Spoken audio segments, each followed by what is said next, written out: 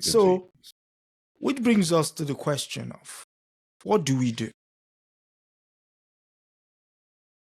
Well, for people like yourself and myself who've got capacity, and I know even here on your platform this evening, as we're discussing, just talking, maybe a few people joined us in the audience. We greet them, thank them for joining with us. Mm-hmm.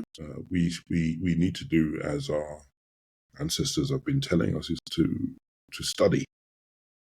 And in doing that study, we see these patterns of mistreatment.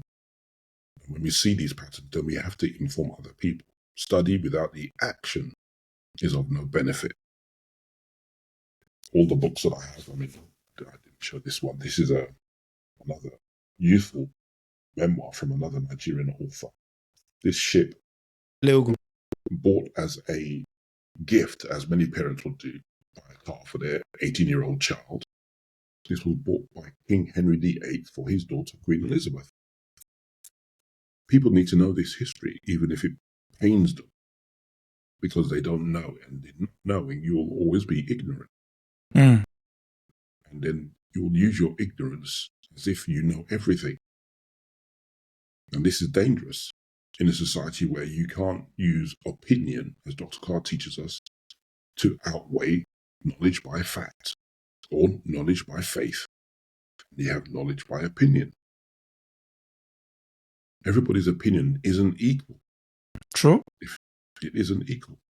Those who have studied, scholarly study, deep study, Mm-hmm. gone into whichever institution of academic learning to be able to really deep dive into these topics and bring that knowledge to the masses, their opinion carries a bit more weight than the ordinary person. Mm.